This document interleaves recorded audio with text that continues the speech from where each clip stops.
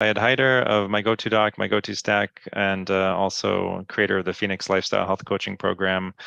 And I'm here with Michelle Harvey, our own health coach at My Go-To Doc. And you can find our health coaching offering at coach.mygotodoc.com. And today we wanted to start with, where did we want to start, Michelle? Did we want to start with the what is it that you call it? Your anecdote of the week? Anecdote of the week. Yeah. Sure. You can So start. what's your Unless you no, need to I'll think. bounce off of yours. I like Okay. to play. I like to rebound instead Okay. of shooting first. Um, so my anecdote is about visiting the osteopath, and I haven't been in quite a while, I think a year, and I was complaining of this one specific injury that I had, like an old injury in the hip. And when he was kind of evaluating, he just said, "Oh, actually, the other side of your body, like this leg has way less internal rotation. This hip is way stiffer. This ankle is way stiffer." And it's interesting how when we're unbalanced, we overcompensate on the opposite side. And then sometimes where we perceive the pain or issue to be is actually the result of something else, like some over compromising that's happening. So yeah, that was just interesting. And he worked a lot on me, and then afterwards I could actually notice that the other side was stiffer, if that makes sense, because he worked so much to release that thing that I was like, oh yeah, I actually do notice this left side is more stiff. So it just reminded me of how interesting it is, how the body is just such a complex thing, and often when we focus so much on where the problem is, we're actually missing the root cause of what's actually triggering this imbalance, because our body just has this really smart way of compensating and like pulling resources from different things to try to support something. And that also happens in terms of nutrients, like when we have a deficiency, it will pull from another area to try to compensate. So yeah. So this, I've also been actually thinking about this lately. I had a lot of left ankle injuries, like I kept rolling my ankle or spraining my ankle, as some people might say, playing basketball when I was a teenager. And just lately, I just kind of started to, I always had this idea that like, okay, if you have this weakness in one area, then it may transmit, or at least for the last few years, I've had this kind of in the back of my mind. But I just started to like notice more that like I feel as though that left ankle and the left knee were kind of weak, and that I must have started walking differently because my right hip is a little bit stiffer than my left hip, and then my left shoulder is like I have a little bit of like pain in this range of motion when I try to lift something. It kind of hurts and gets impinged, and lately I just I noticed one day, because I'm doing all these Zoom calls now, that like I carry one shoulder a little bit higher than the other. And so it just seemed to me that like this kind of ping ponging of like, slight stiffness and pain going back and forth across my body may have started, back in as a child with that initial ankle injury, that kind of threw things off a little bit. And I think also that it may have something to do with headaches that I get sometimes, this kind of like bodily imbalance. So yeah, it can manifest as symptoms that you don't always think are related to your musculoskeletal system. But the other thing that lately we've been thinking about is our kids have some mouth issues, and so we looked into like braces and stuff like that, but we came across this treatment called, what is it? I forget what it's called, but who is it? He's a dentist out of England, John Mew. So he talks about mewing. And so anyway, the point is that the way your teeth develop can have a significant effect on your breathing and whether or not you develop allergies and whether or not you snore and just all kinds of stuff going on in your head and neck, including things like headaches. So a lot of medical disorders can be related to the way that your musculoskeletal system develops as a child.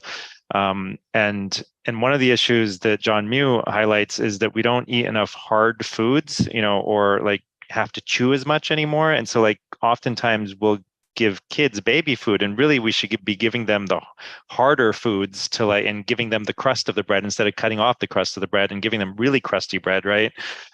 We should make a point of that so that they are actually exercising their jaw properly so that it develops properly. So people eating baby food all the time are not going to develop a jaw that's, the way a jaw is supposed to be, just because it's not being used correctly. And he also talks about how, the importance of like, breastfeeding is really important as well, because it teaches kids how to suck really, properly and swallow properly. And when you don't have breastfeeding, when you're bottle fed, you don't get that training as a child on how to like, suck and create like a seal, and then, swallow and have your tongue positioned properly in your mouth. It's supposed to be positioned kind of on the roof of your mouth. And so it's very, it's very interesting. And there are some corrective exercises you can learn to do, which is the things he calls mewing. And then there's also various treatments and like dental appliances and different things that can be used. Much easier to correct these things at a younger age. It gets harder and harder as you get older.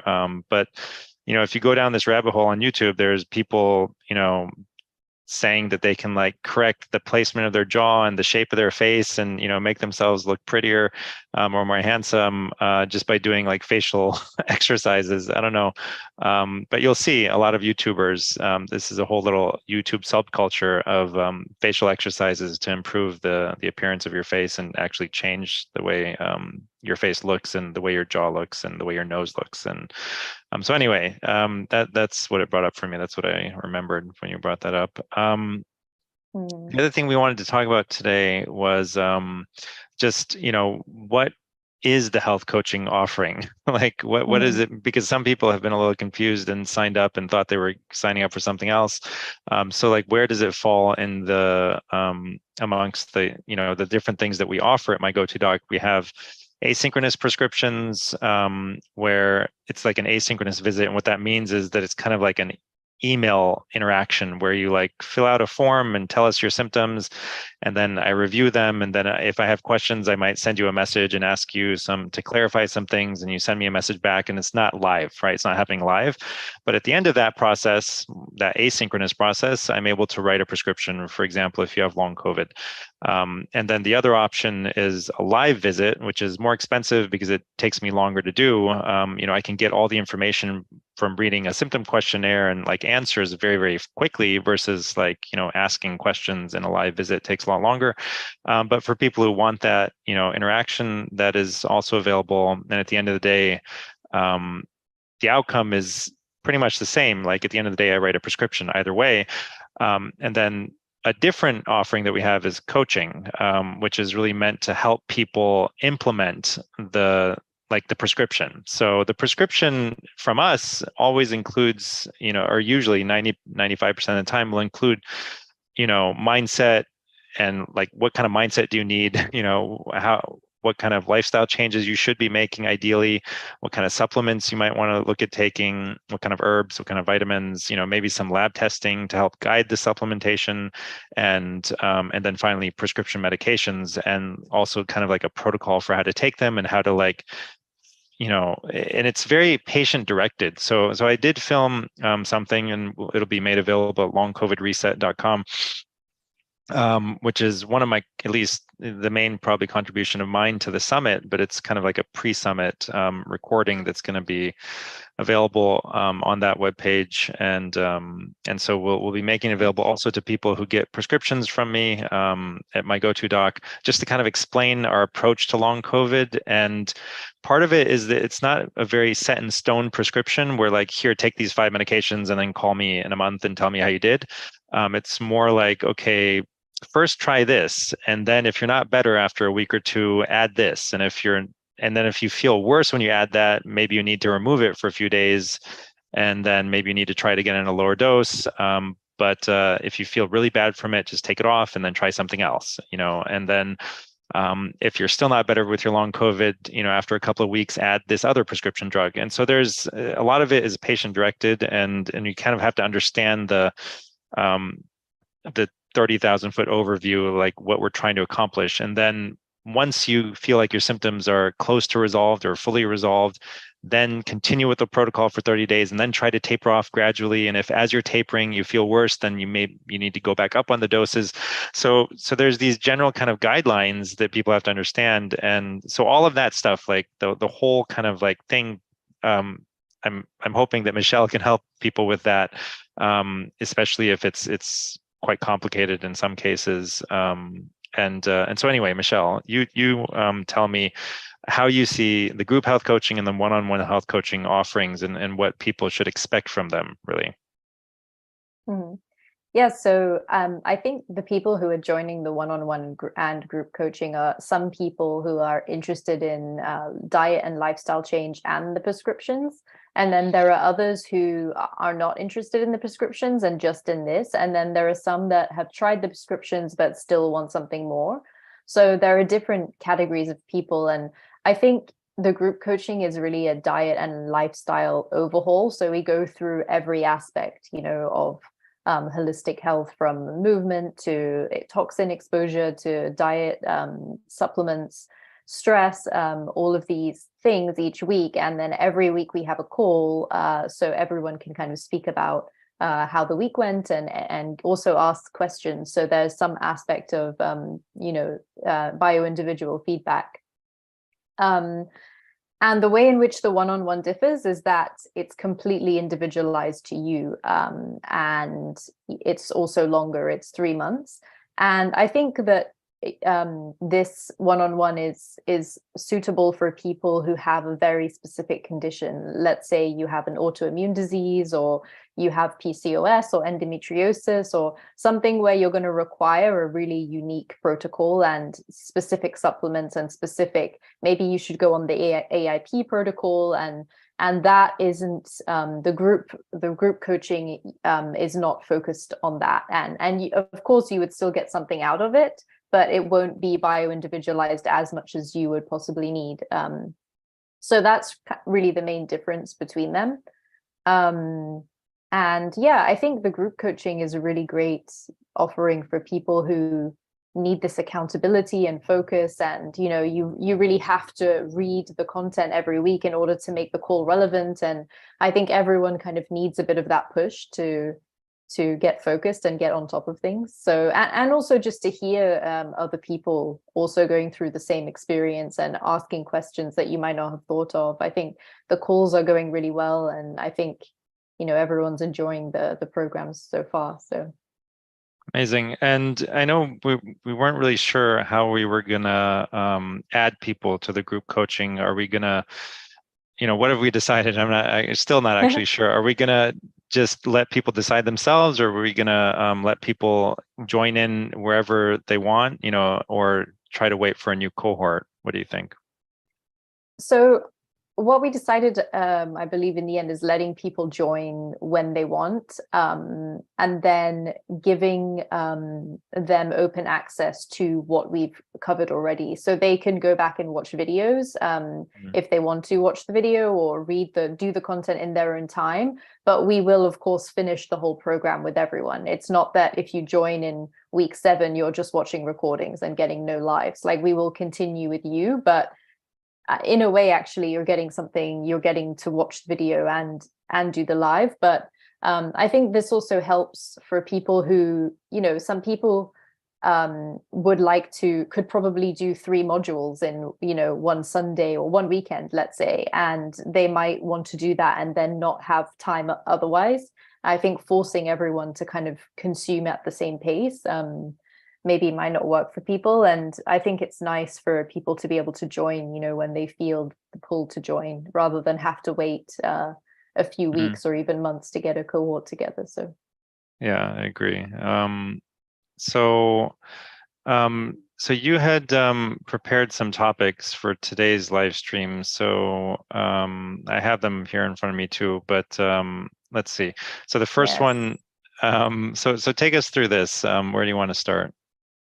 Yeah, so this week, this actually relates to what we're doing this week with the group coaching, and we're talking about our supplement protocol. So we have a supplement protocol for long COVID, and some people are already taking a lot of the supplements. Some people feel like they would like to get more of those from food. I think most people have the desire to take less pills, which is a good thing. So they kind of want to, know how they can get that from food. And then there's also a lot of questions about what time of day and what to take supplements with.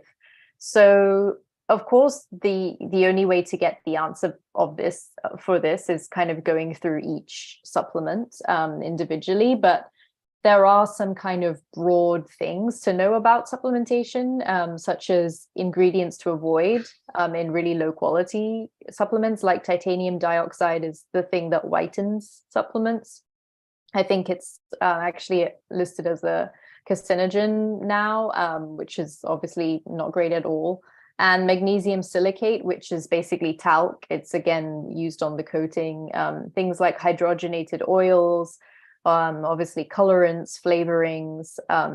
Heavy metals is also quite a big one, and people often think of heavy metals when it comes to fish. But plant proteins are actually some of the most contaminated supplements because of the soils and the way in which things like rice and pea and soy and these kind of crops that really suck up heavy metals, and also the way that they're stored and processed in the factory. So you should check for third-party testing on heavy metals. This is also something to think about. And yeah, when it comes to things like the fat-soluble vitamins, A, D, E, K, those fat-soluble vitamins, it's great if you eat them with fat. I feel like it's obvious, it's in the name, but when you think about what should I eat them with, it's to help them absorb. And what's interesting about this is that, I mean, any kind of food in which you have a lot of fat soluble vitamins is usually fatty, right? Like salmon or mackerel or fatty fish has fat soluble vitamins, and it also has fat. So often the answer to kind of like, oh, what shall I eat with this? Just think about how it is in its natural form in the environment, and it will usually kind of make sense to you in some way. So should you eat most, like all supplements with food? No. So some are better on an empty stomach, and some are better with proteins if they're, and some are better with fats. It just depends. If it's a fat soluble vitamin or if it's water soluble. And also in terms of the morning and night makes a difference for some supplements. So, for example, vitamin D, a lot of people anecdotally report, and I think there have been some studies on this, but people report that they don't sleep well if they take a high dose of vitamin D at night, which kind of makes sense because, again, if you think of how you get vitamin D, it's in the daytime, right? When the sun is out, that's usually when your body would expect to receive vitamin D. So if you're taking a high dose at like 10 p.m., this doesn't really make sense in terms of your body. So yeah, I think that this can't be stressed enough. Like if we can find a way to get the nutrients we need through food and the sunlight and moving and all of these kind of things, that is the most optimal thing. And supplements are really, as we said, like supplementary. It's in the word, right? They're over and above. But they do have, a therapeutic use, which is what we use them for, in the protocol, and using them in these ways and in these doses has a therapeutic effect, because most of the time, disease comes from nutrient deficiency at some point, and then being ill itself depletes you of nutrients. So, both of those things, it's probably the case that you were sick and stayed sick because you had a deficiency, and then that sickness itself depleted you even more. So it's kind of necessary to top up, but then also make sure that you don't over supplement to the point of toxicity, which is also a thing. Yeah, I think that, maybe some of these supplements, like, very high dose IV vitamin C, they're actually being used not so much as normal nutrients, but almost as like a medication. They're having a different Yeah. effect than what you would usually be aiming for from vitamin C taken with food. But they can still have negative effects also. And if you take vitamin C high doses for too long, you can end up with kidney stones. And all of these supplements, I think anything, if you overdo it, you may end up with some negative effects at some point. I wanted to ask you, so what is the difference between vitamin C and ascorbic acid? Well, but ascorbic acid is just one component of vitamin C. So it's not really it's not the vitamin C that would appear in acerola cherry or an orange. And because of that, I mean, there is controversy about this. Some people say, oh, ascorbic acid is fine. And a lot of the supplements you will see are that. But then there are a lot of, like you'll see probably acerola cherry or camu camu or, these supplements that are derived from whole food rather than, synthetically isolated ascorbic acid. So yeah, I think the whole food supplements and in the protocol that we have, we talk about the oyster max and getting zinc. Oysters have zinc and also copper and some other minerals. But when you take an oyster extract versus isolated zinc or isolated copper, then usually you're getting the ratios already in the right quantity rather than having to figure it out yourself. So yeah, I mean, this might be something that's common to really all vitamins and maybe even chemicals, but I do know that there's a similar kind of spectrum of active compounds which we label with the name vitamin D.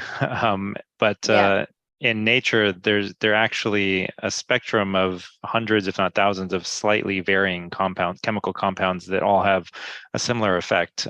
So it is possible that the information your body gains from food sources of these vitamins is going to be different and probably better than what it gains from like a synthesized, or even my go-to stack, the vitamin C that we're using is taken from food, is taken from non-GMO vegetables, but it is extracted, and it's not like the entire vegetable. It's not it's not everything. It's not like powdered acerola cherries or something that are high in vitamin C. It is isolating the ascorbic acid and taking that out.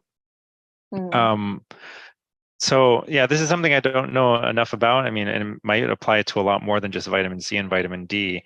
And I don't know if there's research showing that there's any difference in people's outcomes or in their body's responses. I would imagine there must be, right? I think just like my philosophical kind of like understanding of the universe and the world is that there has to be a difference, right? Yeah, definitely. I think that there is, and I mean, it's really complicated. Like I keep having for the last few years, I've had in my mind, like, okay, I want to make a supplement guide, like a really comprehensive one, but it's just so much that I'm like, how could you bring this together? Because then it's also, I'm sure you've seen like the liposomal vitamins and then also the chelated ones. So the liposomal vitamin, you get liposomal vitamin C, which is basically a lipid bilayer around the nutrient. And that helps the bioavailability because it's not so destroyed during, the digestive process. And the same, like chelation is a natural process that happens in the small intestine.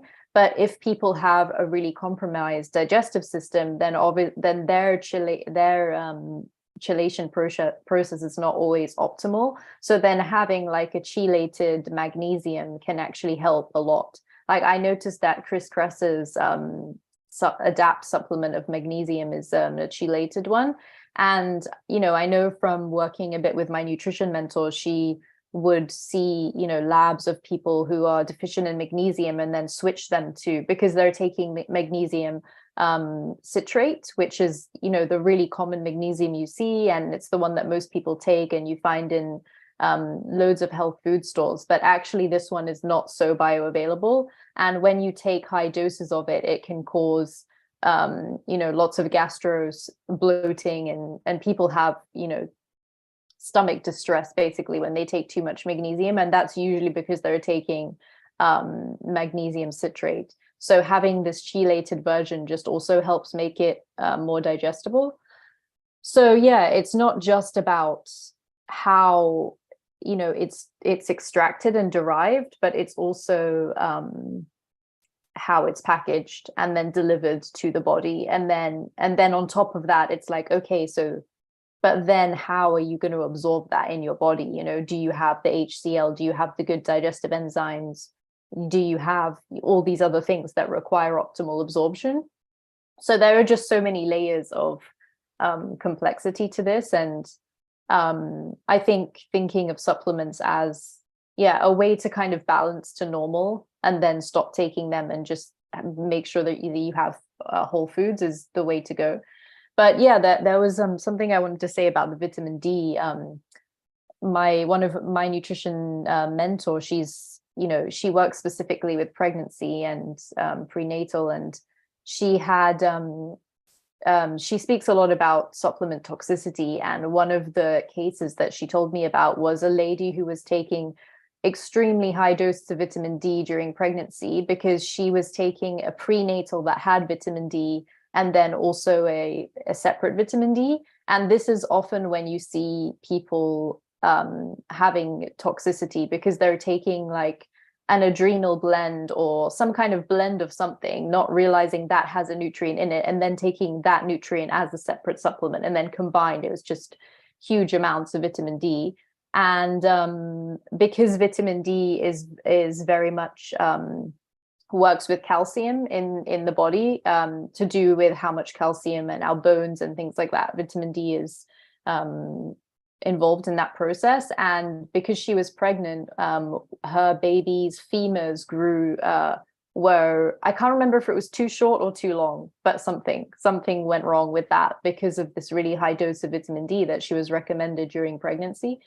So yeah, it really is a big thing to overdose on supplements. And people think it's like, oh, well, this is just in food, so it's fine. But, you know, this is why when we give our supplement protocol for the long COVID, it's, you know, we say about retesting after 3 months, because this dose is really to kind of try to bring you, I mean, ideally you test and then you do the supplement protocol and then you test again in 3 months. And you see where your levels are at and what needs tweaking, rather than just kind of guessing and taking huge amounts of different things. So yeah, this is the thing that we recommend most, like in all of the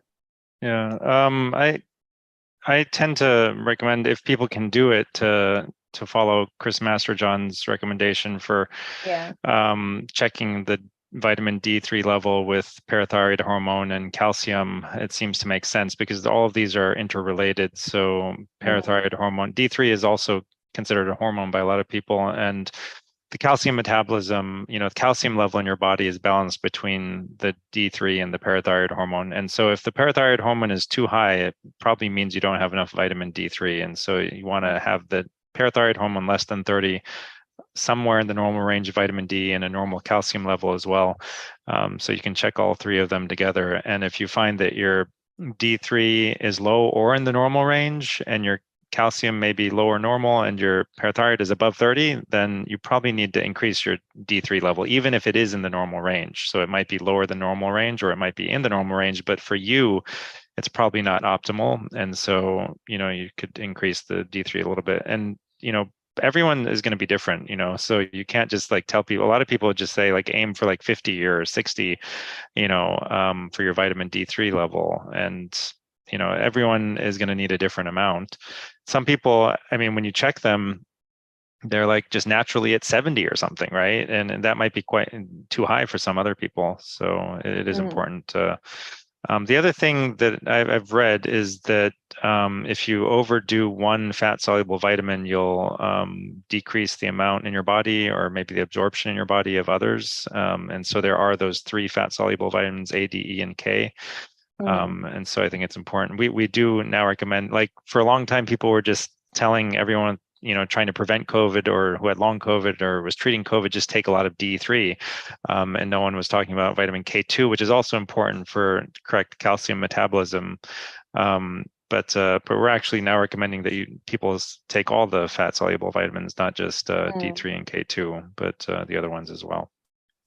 Yeah, and actually the fat soluble vitamins are kind of more dangerous to overdose because they're stored in the liver and adipose tissue versus the water soluble. So you can have more of an issue with overdosing those than the water soluble, which are just excreted through the kidneys. So that's also something.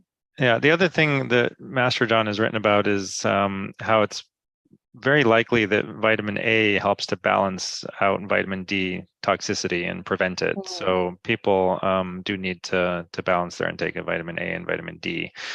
And so, yeah, I think, and then the other thing is that, like, naturally, how would you get access to D3? It would be coming either from sunlight, your body is triggered to make it, but then sunlight also gives your body a lot of other information at the same time as you're making D3. It's increasing, your immunity and your T cell function and your serotonin levels, and just there's hundreds of things that say actually over one. I heard one person say that there like something like 900 plus, chemical reactions in your body that are altered by sun exposure. And so similar information would come to you if you get D3 from, a food or an animal source, because similar changes would have happened in that animal, right, in that food source when they were exposed to sunlight, right? So if you get it from, I should have told them not to mow my lawn today. If you get it from fish, I mean, at some point, sun is involved in the process, and there is that information being transmitted to whatever organism you are consuming to get your D3, or you're getting D3 directly from sunlight, making it yourself. So there is all this other information that comes with vitamins when they come through their natural route. Yeah. That reminds me, actually, a few days ago, I read this article about how if you put your mushrooms in the sun, they absorb, that you get so many more nutrients from eating them after they've been in the sun for half an hour or so. And I can't remember what, I need to recheck it, but I can't remember what nutrient, but there was a specific nutrient that it helps increase by just letting them sit in the sun for half an hour. So the mushrooms you get from the store that are like chopped, you put them out in the sun. Yeah, exactly.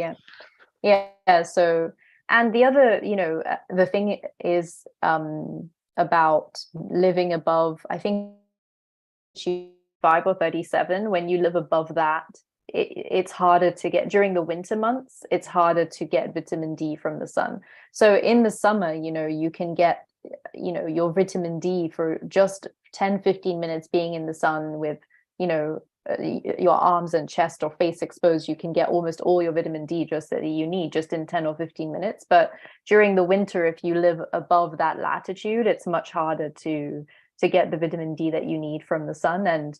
And interestingly, this is often why things like in Scandinavia, they have so many fatty fish which are high in vitamin D, and pork lard is also really high in vitamin D. And the places that you think of in Northern Europe and things, like their diet is, although we are able to store for some time the vitamin D, but then those places have vitamin D rich food. So that's also something to keep in mind to kind of balance out on the winter months if you live above that latitude.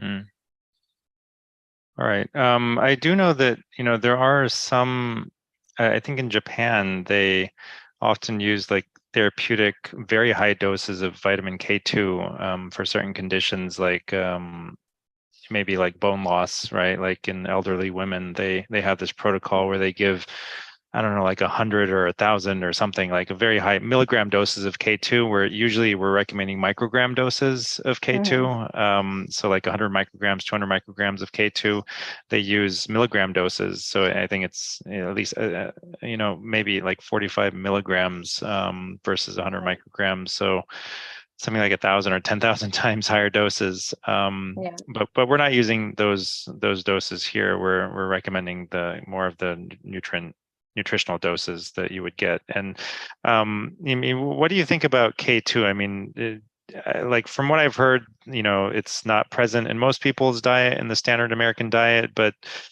can we convert, the K to K2, or are we just do we just not know? I mean, there's no way to test if somebody has enough K2. What do you think about K2? And also the whole Western price idea that that's kind of the missing thing that was leading to, problems with tooth formation and stuff like that. Yeah, I don't know if there is a way to test, actually. We can see if there is.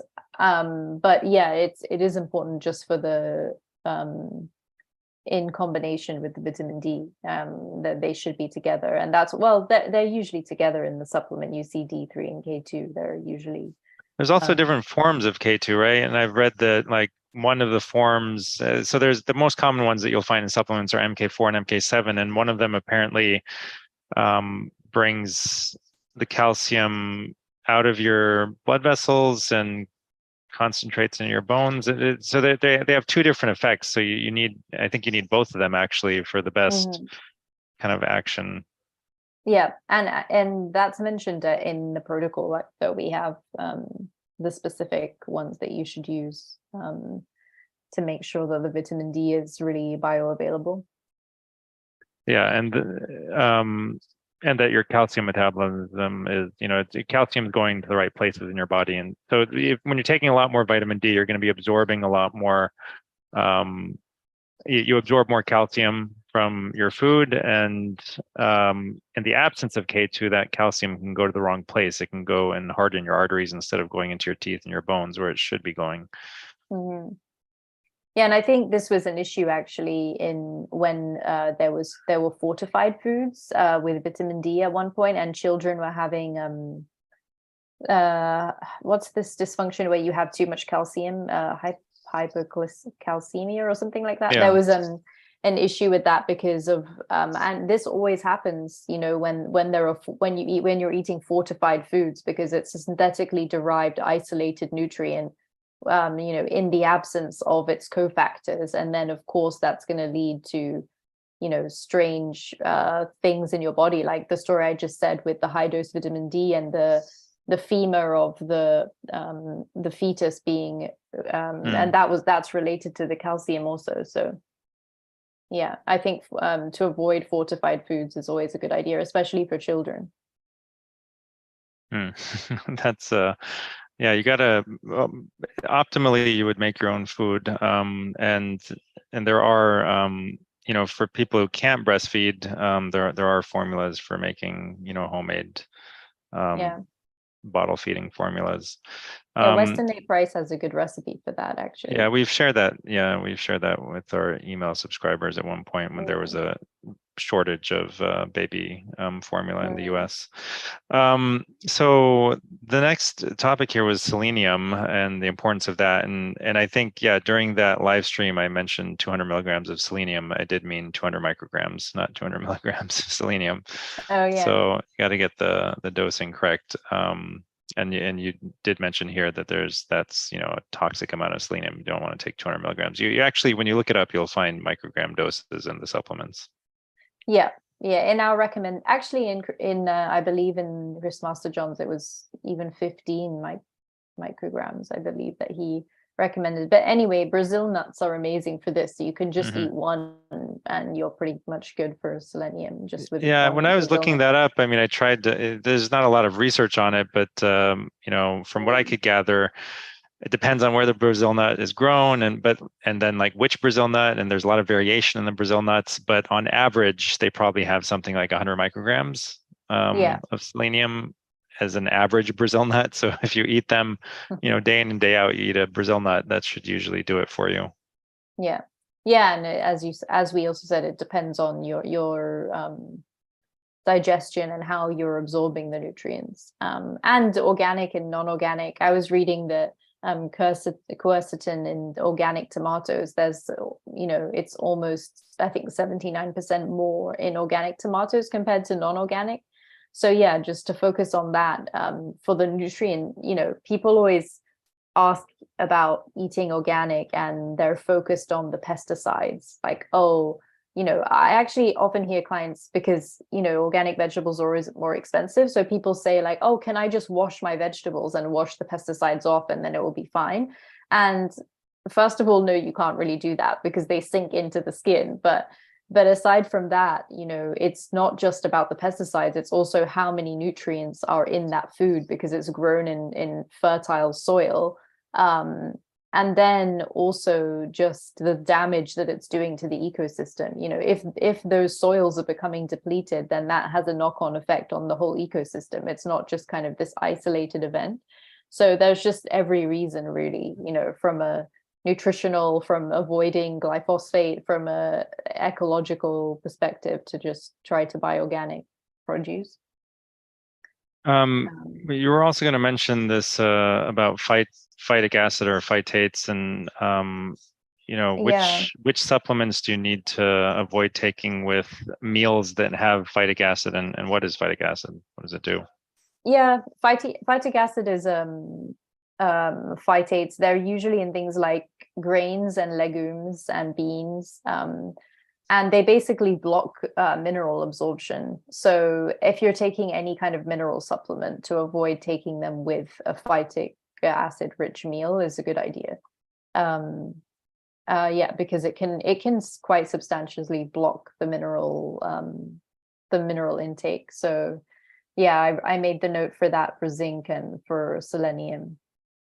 Yeah, the Western Price Foundation publishes a lot of articles about this, how to reduce the phytic acid content of your grains and the traditional methods of preparing them, which apparently significantly decrease the amount of phytic acid. Yeah, things like the soaking and sprouting.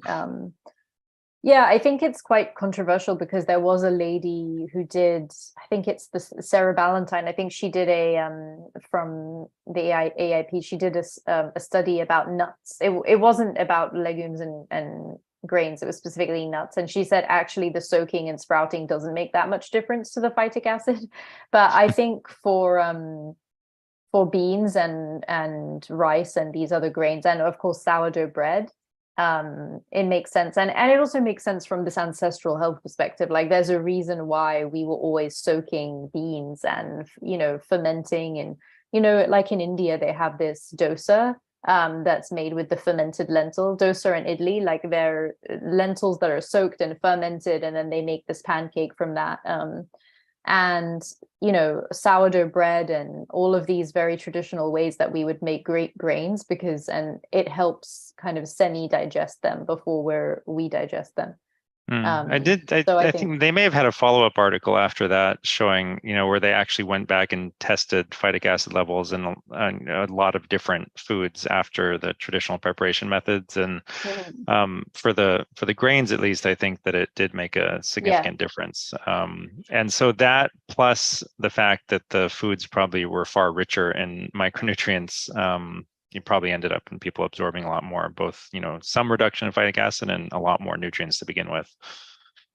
Yeah, and this is kind of the sad, main reason why we kind of need to supplement these days, because our food is just not as nutritious as it once was. When you look at the soil quality over years, and people are also exposed to so many toxins and stress and illness that depletes nutrients. So, for example, even just having amalgam fillings, which a lot of people still have, that just having this low level mercury in your body is really depletes nutrients really, really quickly. And you kind of need to counterbalance with supplementation for that. So, it's just that we try to get the most that we can from food, but it's sad to say that these days most people do require some level of supplementation to kind of balance out what's been going on. Another thing that people were kind of getting imbalanced with, the COVID protocols when they first came out, they were really focused not just on vitamin D, high dose supplementation of D, but also zinc was a really big part of it because it has these antiviral effects. And with quercetin, you were using the quercetin as a zinc ionophore and getting zinc into the cells. But people were taking zinc for like 1 or 2 years just by itself without the balancing pair of that mineral. So tell us about that. Yeah, I mean, zinc, well, it's always the minerals, you think of them in pairs. They always work in pairs, zinc and like copper. Sodium and chloride and zinc and copper. Yeah. Sodium and potassium, zinc and copper. Yeah. So yeah, it's just, I mean, if you take one of them, basically it depletes the other one. The same thing that you were saying about the A, D, E, and K, the fat soluble vitamins. When you take too many of one, it depletes the other, and then that can have just negative effects on your body over time. Because well, it kind of relates to this osteo thing that we are saying at the beginning. It's that you have some kind of issue somewhere, like, okay, I'm going to take loads of zinc because it will really help my immune system. Maybe it is doing that, but then it's depleting your copper, which is then having an effect on whatever things the copper needs to be doing that it's not doing. And then you have this other that you think is unrelated random thing come up, but it's actually related to this high dose zinc. So yeah, this is the main reason that I started to kind of shy away from Western medicine, and even naturopathic medicine, and even like functional medicine at one point. I really started going down this lifestyle medicine pathway, because the body is just so complicated that like there's no way you can really understand what the effects will be. So like we're giving people like supplemental hormones, and sure, they feel better right now, right? And they feel better maybe for the next few years, but like how do we know that it's actually going to end up extending your life or extending your health span? Like, is it like you're burning through your reserves a lot faster, right? Like, are you just using up your life force much faster because you're just forcing yourself to like, burn a lot hotter? You're just forcing your testosterone to go up, even though it wants to be down for whatever reason. And people want to feel better. And so they'll take a hormone, or they'll take, nowadays people are starting to use peptides a lot, or they'll take, whatever, right? Even like high dose, supplements, right? They're very similar in their mechanism of action. I mean, you're kind of like pushing the gas pedal down a little bit, or you're revving it a little bit harder, and you're making a little change in a system that's so complicated we have no way to model it, right? There's just absolutely no way to understand what adding, even curcumin, right? Like it's a natural substance, but we're concentrating it dramatically compared to what we usually use. So you're going to take curcumin, and no one really knows what it's going to do at the end of the day. We know a tiny bit about what it does. I saw a study about liver toxicity and taking too much curcumin actually a few weeks ago. So yeah, I think it makes sense. Yeah, I feel the same about this issue. And I think it's interesting also because people who are doing this high dose supplementation, as a medicine, there is a guy, I can't remember his name, I need to find it, but he was doing really high dose iodine. And it was based on Japanese people's diets because they eat a lot of seaweed. And he was like, oh, they're really healthy because they have the seaweed. And I think that this is how much iodine they're having, and this is why iodine's great. And it is one of those nutrients that the balance of it is important, especially for people with autoimmune conditions.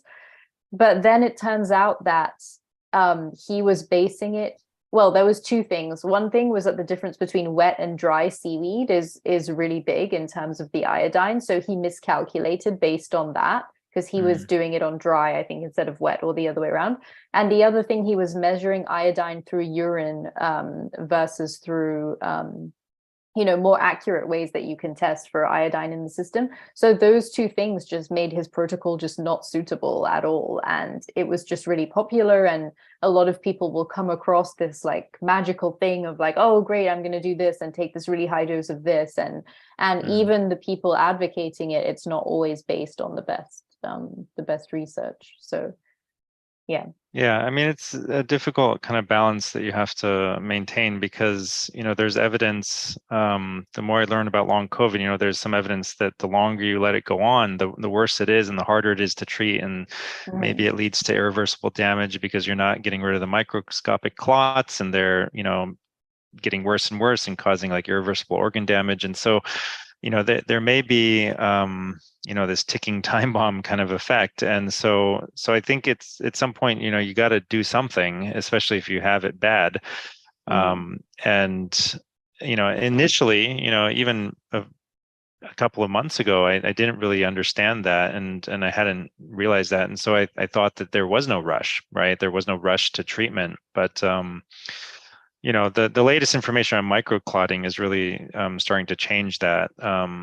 that opinion of mine and other people that some people, if you wait too long, then it gets harder and harder to treat, and it may actually end up killing you or becoming irreversible. So at the end of the day, I think we have to do something for a lot of people, and so I think that is the reason that even though I have this preference personally and ideally for other people to do things as naturally as possible, I do feel that there is some urgency also for especially for long COVID, and maybe for other chronic conditions, right?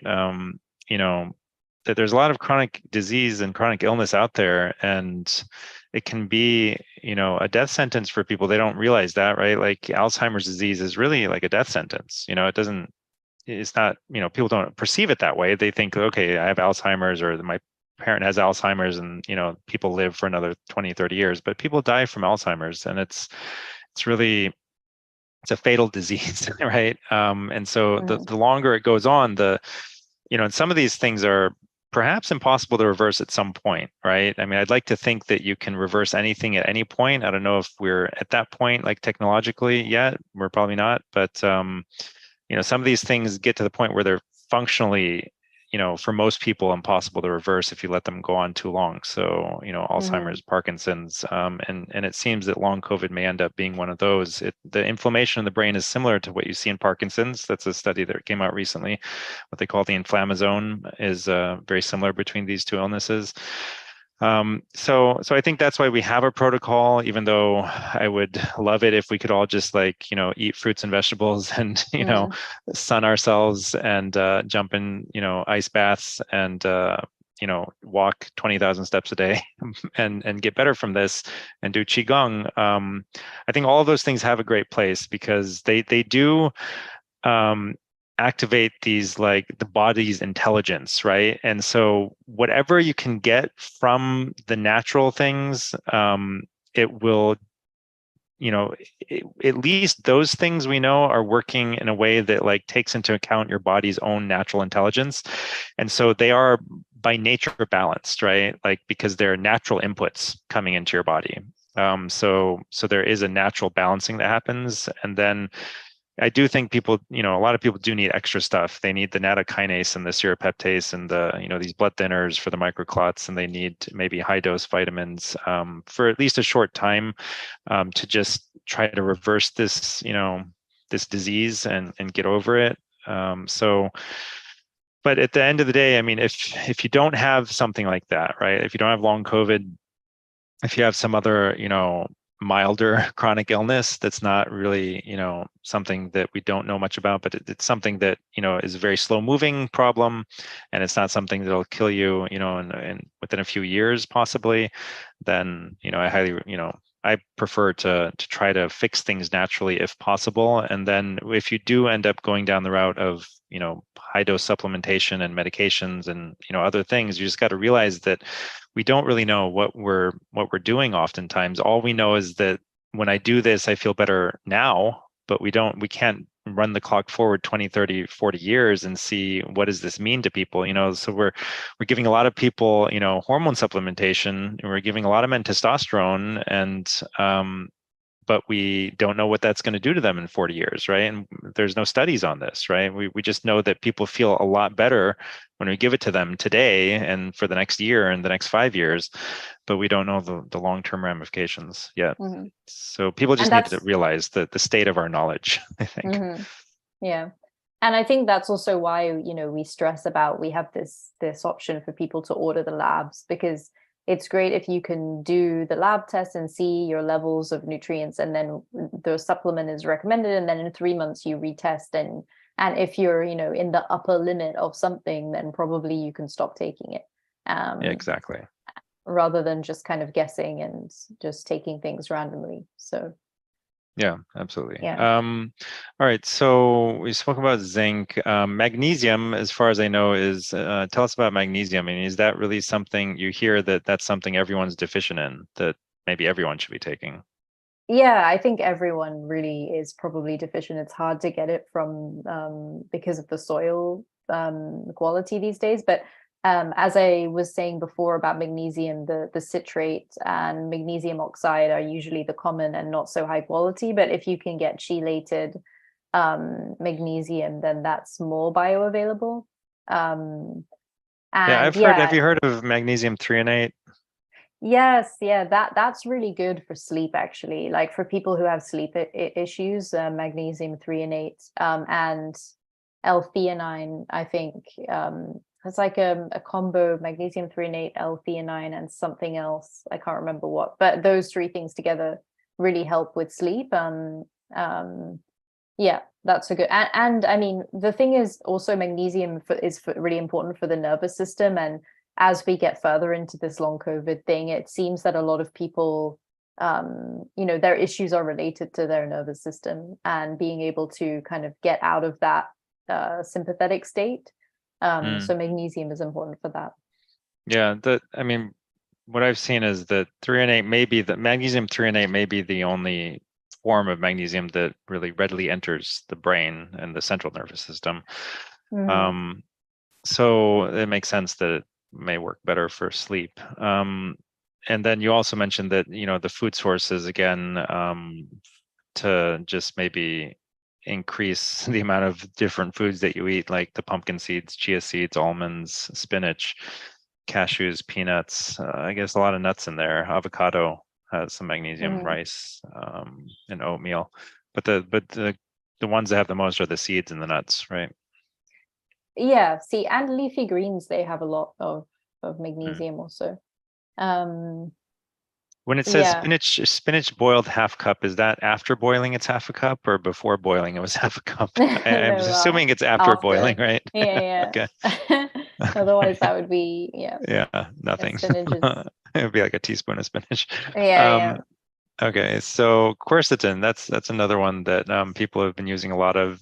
Apparently, as zinc ionophore, it helps zinc get into cells, and also has some, antihistamine effects or mast cell stabilizing effects. So that's also present in foods, obviously.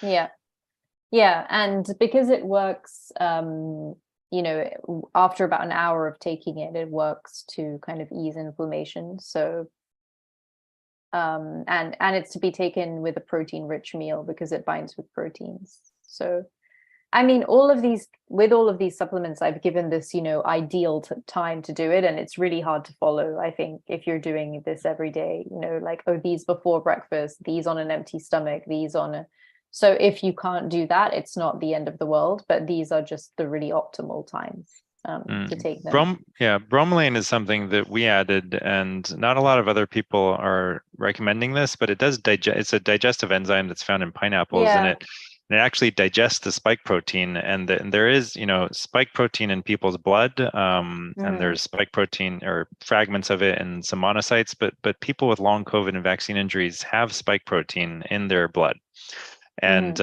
it needs to be removed. So this may be one of the things that may help with your body being able to get rid of it, and it also helps absorb quercetin. Yeah. So pineapples, obviously that's a good source, and then raw papaya. NAC, this is something that people have been talking about for a while, and there are some food sources, but you haven't listed how much is in the foods. Do we know that? Yeah, I mean, you can see. I mean, I think it's good if everyone uses Chronometer. Do you know Chronometer? It's kind of a Chronometer is like a tracking, food tracking, and then a good thing to do is put everything you eat, and then at the end of the day you can kind of see the breakdown of micro nutrients, and then know how much of everything is in one thing. Because I mean, for some of these I've put the amount, but again, like I said, for the quercetin, it has in organic tomatoes there's 79% more quercetin. So it's really hard to say, we have these kind of benchmarks, but it's like, okay, was it organic? How ripe is it? How far away did it travel? Because this is also actually another huge thing, especially with vitamin C, like when a food is picked too ripe and or it has to travel a long way, they lose a substantial amount of nutrients. Sometimes half the nutrients are gone. So it's really hard to say, that, okay, you're going to be sure that this Brazil nut, like as you said, is this much and this has this amount of NAC. But so yeah, it's just thinking of it as a benchmark. But if you can eat organic and local, that's grown in your area and not traveled for so far and hasn't been picked at the wrong time, then that will help to optimize things. I don't know much about choline. So choline coming from it's found in eggs and beef liver. Is this one of those things that people may not get enough of if they don't eat organ meats, and that may help balance out, eating a lot of meat in general, muscle meat? Yeah, I think, because it's in the egg yolk specifically, and mushrooms have it, but well, mushrooms are especially nutrient dense. There can be a good substitution for people, but yeah, I think people who have avoided things like egg yolks because they have egg white omelets, or they just have muscle meat without the organs, then yeah, you can be deficient on that. Yeah. And that's also an empty stomach one. And a lot of people take the yolks out of their eggs, thinking that they're being exactly. healthy. Yeah, like egg white omelets is still, I don't see it so much these days, but it was a really big trend at some point, I think, in like the 90s. But yeah, it just doesn't make sense at all. It's the best part of the egg, really, and you're just removing that. But people were, worried about cholesterol in eggs, so yeah. Chris Masterjohn has written a lot of stuff actually on choline. He has a theory that the rise of fatty liver disease is due to choline deficiency. So that might be something to think of if you've been diagnosed with fatty liver disease. You all can right, make a lot of mayonnaise.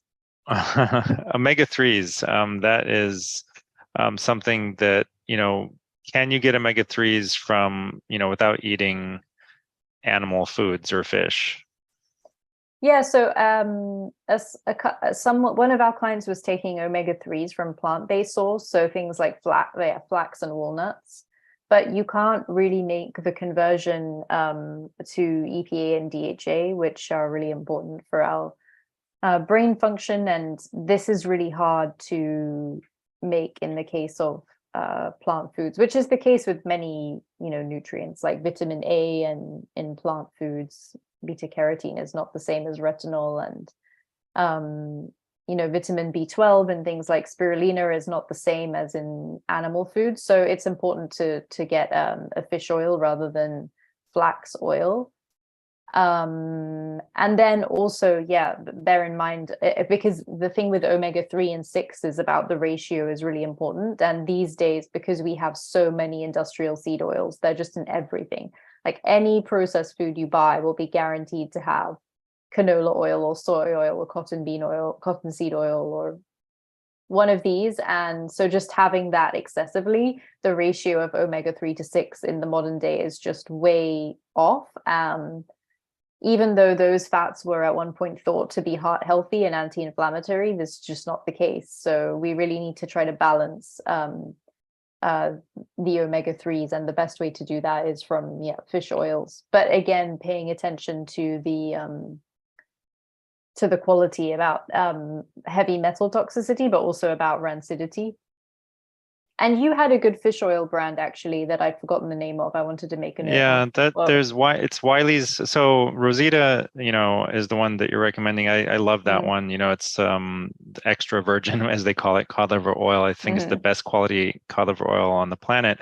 But in order to get like really high doses, so we're recommending up to 4,000 milligrams per day of EPA and DHA omega-3 fatty acids for people with long COVID, because it has such a tremendous effect as for vascular inflammation.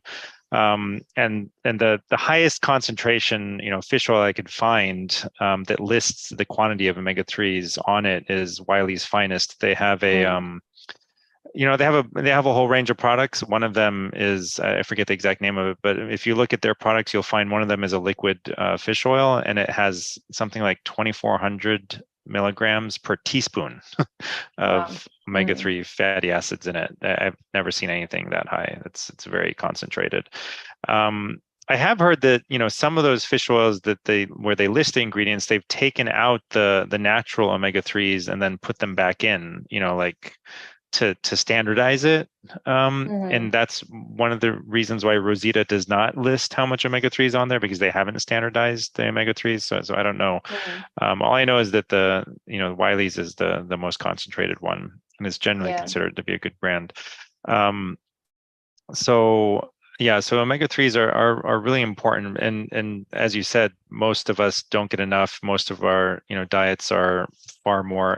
We have far more omega-6 fatty acids, and so and you can actually test that. You know, so if you think you're doing well, you can get an omega-6 to 3 ratio and test it in your own blood and see where you're at compared to where healthy populations have been in the past. So we had some Q&As. You've got those, like, what's your opinion of astragalus for the immune system? It's supposedly even safe for pregnant women. I've used it off and on for several years. Do you have any opinion on astragalus?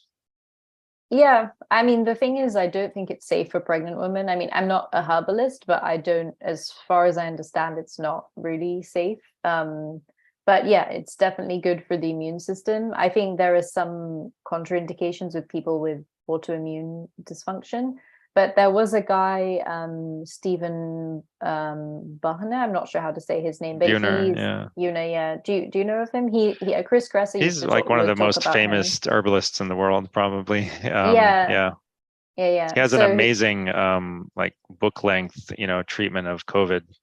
Really, he has a website. It's like a herbal antiviral, right? Like yeah. So he recommends astragalus with cordyceps, angelica, in certain ratio, rhodiola, I think. Yeah. And I think this question about are things safe for pregnancy and breastfeeding, I mean, most things we just don't have enough information to really make any intelligent, you know, answer for. The only time that we can say anything is like when a study's been done and it shows, like, for example, for breastfeeding, like people take something and then they measure the quantity in breast milk, and then if it's like present in like 1% of the oral dose, then you're like, well, it must be safe, you know, because hardly any is getting into breast milk, and what could it do to the child? You know, it's a tiny dose. But really, at the end of the day, we don't do studies in pregnant and breastfeeding women to see if something's safe or not, right? Like, if we have to use it, we use it, and then, you know, after the fact, we go back and we're like, well, it seems to be safe, right? We felt that we had to use it, and we did use it, and we didn't see any problems that we know of, you know, although we didn't follow these kids for 80 years, right? So, I would generally try to avoid things, you know, as you know, that are, unless you're really sure that they're safe, or you're really sure that you absolutely need it. So yeah, we're really not sure about the interactions, and also what things cross the placenta, because I think it can be that some things cross more easily than others, and then, you know, if your body's registering that there's too much of something and then stopping it crossing that barrier of the placenta, then that can cause an imbalance in the mother. And then, you know, things that your body's just always trying to find a way to compensate and, you know, take things from here and there to try to balance out. So as you said, just testing, oh, okay, well, the fetus has normal amounts of this isn't really a good way of saying that it's not harmful. So yeah, I think you just have to be really careful. So let's see. Yeah, I think we have a couple of other questions. Yeah, a couple of them. So Kyle asks, anyone know what methylene blue to use for fatigue? Yeah, so we'll come up with see if there is a good brand. I don't know yet. I haven't looked into this yet. What we're probably going to be doing with people is having them go to their local compounding pharmacy to check for, you know, high quality methylene blue. The other question is, does melatonin really help with sleep issues if caused by long haul? Yeah, so long haul sleep problems are really difficult to sometimes fix. And I think it really takes a comprehensive kind of approach of trying to not just, rely on one thing or one approach, but doing a lot of different things. So melatonin, I think, can be part of that for some people. I hesitate to recommend melatonin, although I put it up there in the protocol just because it's one of those, hormones in our body, and hormones have very powerful effects. And it, when you give a hormone, usually there's a negative feedback loop that downregulates the receptors and decreases the amount your own body makes of the hormone, since it's getting this exogenous source of the hormone. It's like, well, I don't need to make it because there's too much of it, right? There's more than I want. Um, so um, so with melatonin, there's one effect at lower doses, that's used for sleep, and then there's these higher doses, like 8 to 10 milligrams, being used by some people for long COVID and for acute COVID. And if you're going to use it, if you've tried everything else and you think you want to try adding melatonin, at least leave one day a week where you don't take it, so that your body doesn't forget how to make it, doesn't shut off production of its own completely, or maybe even a few days a week. But like with sleep, I think probably if you're going to focus on one thing, the most important thing to try to help long COVID sufferers get good sleep is to decrease sympathetic overactivity. I myself, this was one of the main symptoms of long COVID for me, was this like sympathetic overactivity, and it manifests as like anxiety and racing thoughts, like at night, and trouble falling asleep and then waking up. All of that, was like probably 95% better. But once in a while, like if I, ate too late or had too much caffeine or did the wrong thing or whatever, it would come back, right? And so like it wasn't terrible anymore, but once in a while it would come back. And then when I started the cold plunges, it just went away completely. It just went to zero and never came back, right? And it happened really fast. It happened within probably a week of starting the cold plunges. Like that symptom went to zero and didn't come back no matter what I did. I could drink caffeine, I could not drink caffeine, I could stay up late, I could sleep late, I could, suddenly I was way more resilient. And looking back at it, the cold plunges have this effect of really tamping down on the sympathetic overactivity. So, there's other ways of doing it. You can get a vagal nerve stimulator, you can do vagal maneuvers, you can do breathing exercises throughout the day, you can do all the sleep hygiene stuff, like not stop eating 4 or 5, 6 hours before you go to sleep, whatever it takes. Having no blue lights at night, no, don't look at screens. Put the blue blocker sunglasses on. All of those things can be part of the thing that helps. But I think really trying to focus on the things that calm down the sympathetic nervous system are going to be the things that will help the fastest and be the things that really make the most difference. And again, for some people, it might be so bad that you need to do a little bit extra. Maybe you need to add, magnesium and melatonin and ashwagandha and other things to help you calm down that whole fight or flight response that's making it hard to sleep. What do you think, Michelle? Yeah, I think you can also get, tart cherry is the food that's one of the highest in melatonin naturally occurring. So having like some juice or even making the gummies with tart cherry is good, because the gelatin is also good. But yeah, I think Matthew Walker has done some studies to show that melatonin helps you fall asleep faster, but it actually disrupts, your sleep quality while you're asleep. So it's definitely something to use just temporarily, because obviously sleeping is so beneficial that if you can kind of trick your body, let's say, into falling asleep, then sometimes the positive benefits of that outweigh the negative benefits of melatonin. But you have to keep in mind that like this is not a positive without a negative. It's not just a good thing. Like you said, resetting your nervous system, it only has positive benefits. There's nothing that can go wrong, whereas this is not really the same. You can't categorize it in the same way. Right. Facebook Live, we have Yanes asks, can a doctor give a patient a specific diagnosis of long COVID? So that's the question for me, basically. And yes, there is a diagnostic code now. So I think it's called post-acute sequelae of COVID or coronavirus. So yeah, that is a thing, and it's a mainstream medical diagnosis, and we can give you a diagnostic code, and we can give you a specific diagnosis. And it doesn't necessarily, there's no testing that the mainstream medical system, approves of or thinks is valid, although we can utilize some tests to help strengthen the diagnosis, at least in our minds, but it's essentially a clinical diagnosis. You have those typical symptoms, there's evidence you had COVID. Even if we don't find evidence that you had COVID, we can still give the diagnosis if it fits, right? Because some people won't know that they had COVID. Some people may have tested negative, but they tested too late, or it was a false negative, and even their antibodies, didn't show up. So even if all your tests were negative, it still doesn't mean that you didn't get an asymptomatic infection. Maybe the tests were false negative. So yeah, if it fits, if the clinical syndrome fits, then we can make the diagnosis. Kelly says, my friend still has no sense of taste or smell after more than a year. She is not vaxxed. Is this consistent with long COVID? Yeah, it is.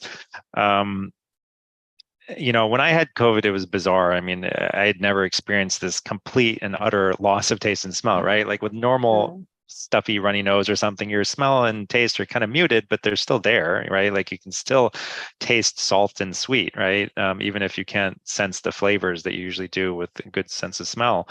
But it was really bizarre. And so there are other things, right? Like, so Chris Masterjohn mentions that low zinc levels may be a cause of loss of taste or smell. And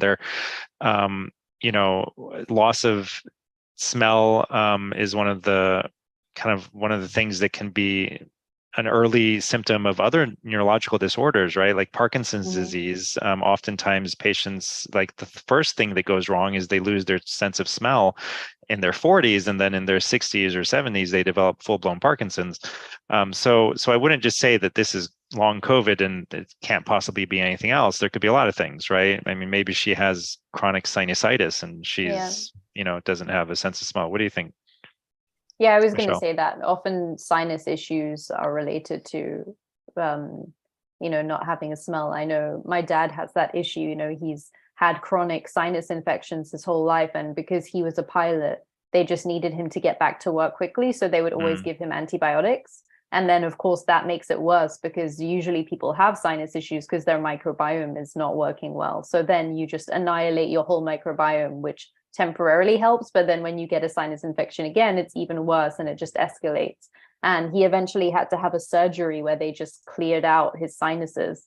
And now he can't really smell super well at all. So this which is bad, right? Like if you do, like, because your memory centers are deeply linked to your sense of smell. So so I think it's important to try to get to the bottom of it and correct it. And it's interesting that the stellate ganglion block is one of the symptoms that it's really good at reversing is the loss of taste or smell when it's complete loss of taste or smell. And that means that there's the sympathetic nervous system is involved here. And the sympathetic, what we knew, and this I didn't learn this in med school, but the sympathetic nervous system causes inflammation, right? Like when it's in overdrive, it causes inflammation in your body. So maybe it's causing inflammation in the body, or maybe it kind of makes sense for your brain not to be like so interested in food when it feels like you're about to die, right? Like when it needs to be in like fight or flight and like run away from the tiger mode. Why would you pause to like smell the flowers, right? Like it doesn't make sense. So maybe there's like a cellular intelligence there, some kind of like higher level reason why turning the sympathetic nervous system up to 11 means that you're not going to have some of these other things that might be distracting to you. So whatever the end cause is, it does seem to be linked to that sympathetic overactivity. So, I mean, what does that mean at the end of the day? For treatment, it means, the breathing exercises, the, sauna, cold exposure, vagal maneuvers, which have been done for thousands of years in India, in the Ayurvedic tradition, and in yoga, they have vagal maneuvers, which we now have co-opted in the modern world. Sometimes for people with SVT or like rapid heartbeats, we'll do this like massage in the neck that stimulates a carotid sinus receptor, and that slows the heart rate down.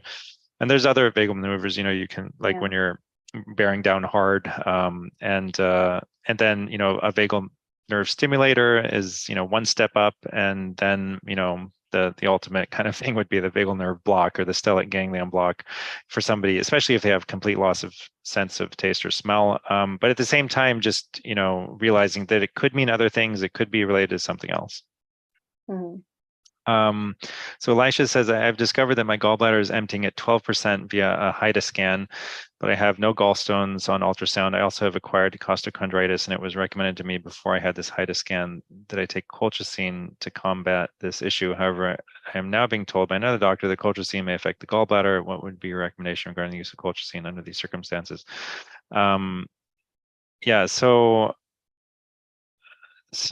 yeah, I'd have to look it up. I don't remember an interaction like colchicine causing some problems with the gallbladder. Maybe it does.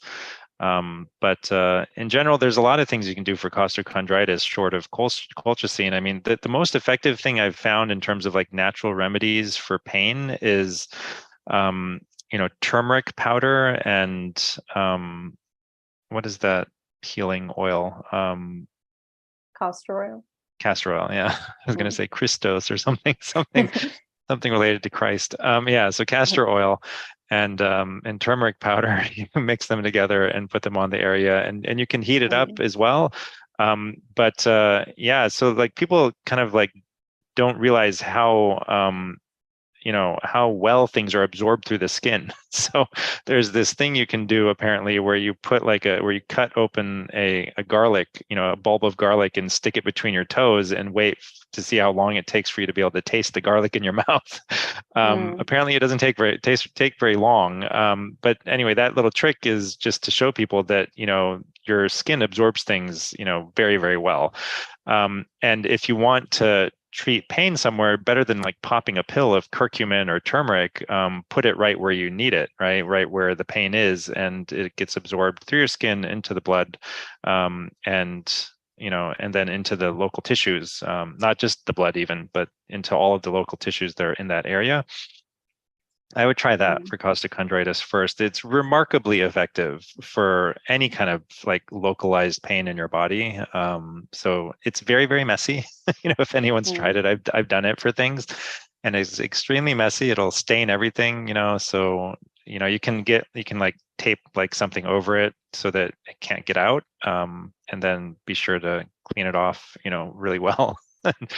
But yeah, so that I would try something short of prescription drugs to begin with, and you can also take so costochondritis doesn't, it's, if that's what it is, then it's not like an urgent emergency, right? Like you can take your time trying different things for it, and maybe going on an anti-inflammatory diet.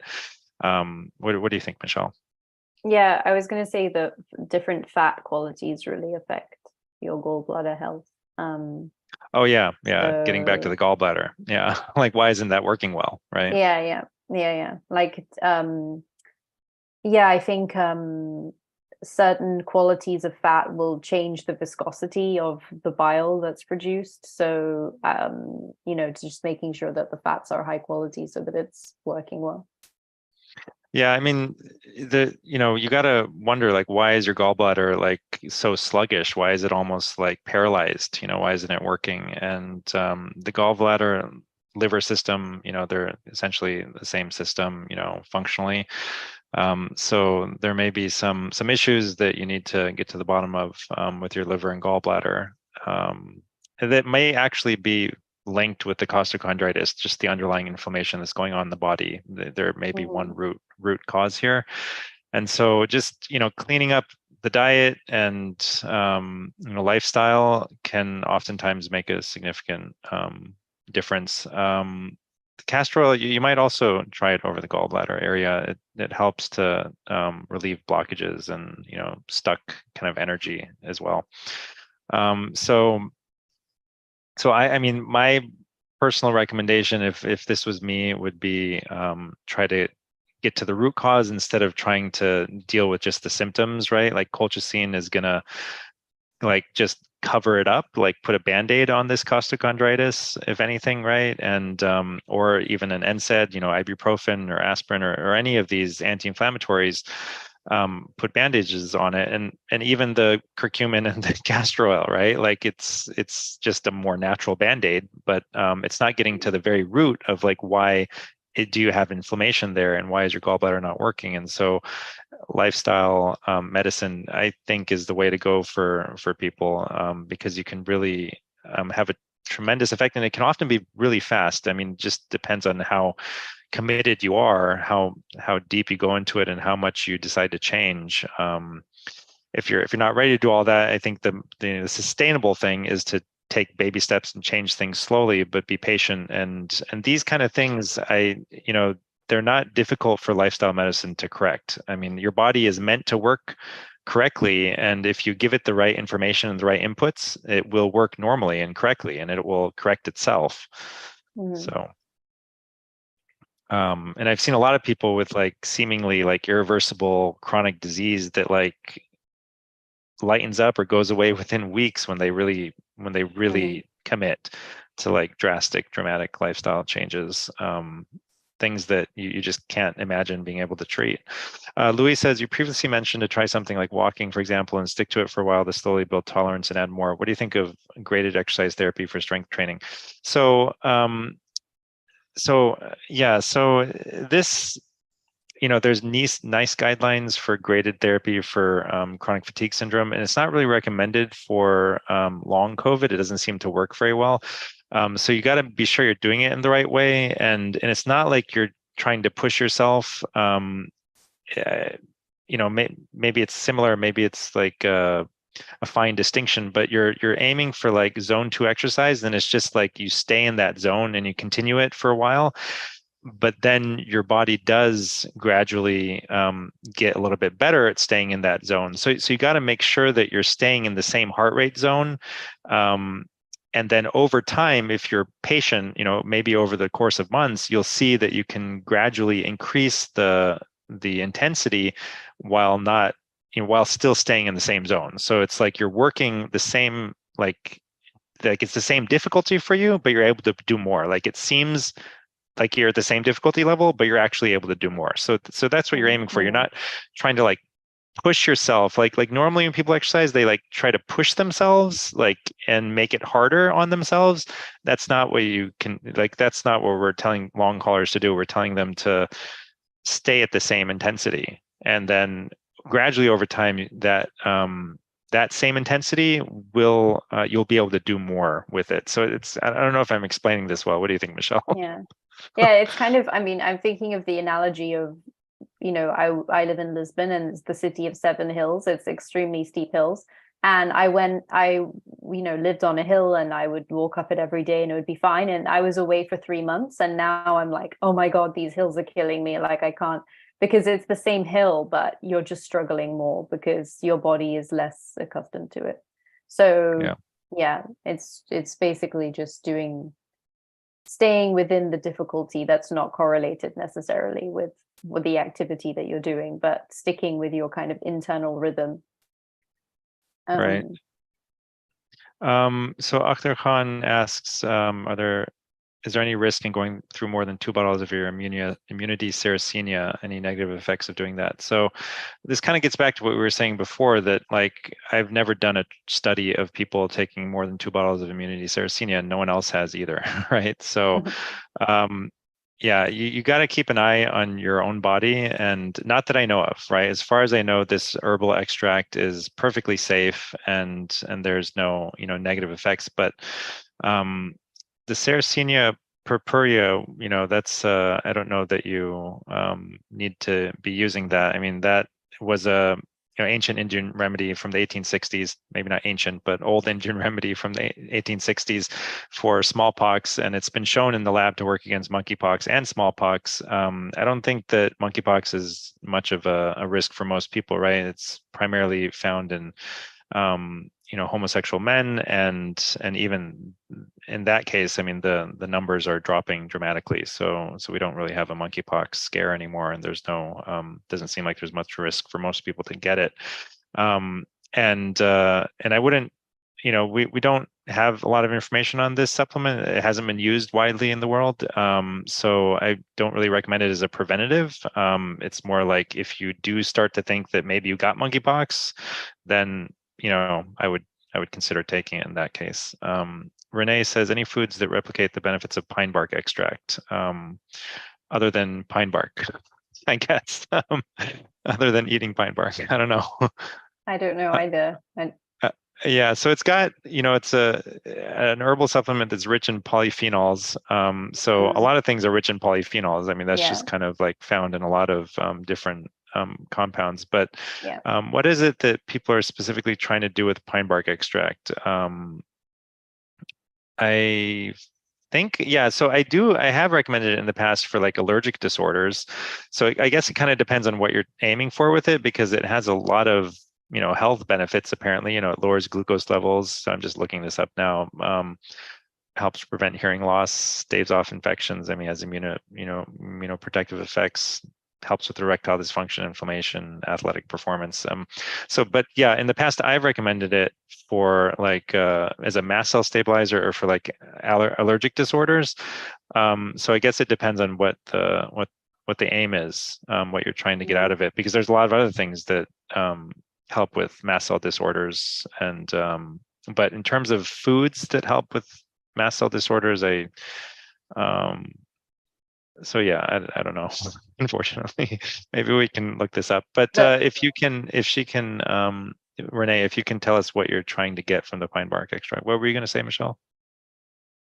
Yeah, the mast cell, I think things like the general anti-inflammatory foods help with that. Things like turmeric, all the things you normally associate, but the mast cell thing, I think we spoke about it in the last live, but is focusing on, again, the root cause. So things like the gut dysbiosis or heavy metal toxicity or some kind of methylation issue. Like there's a lot of reasons why people have this aside from just COVID, long COVID. So yeah, there's this great supplement. It's like Maddie's, I think Maddie's something, MATY''S.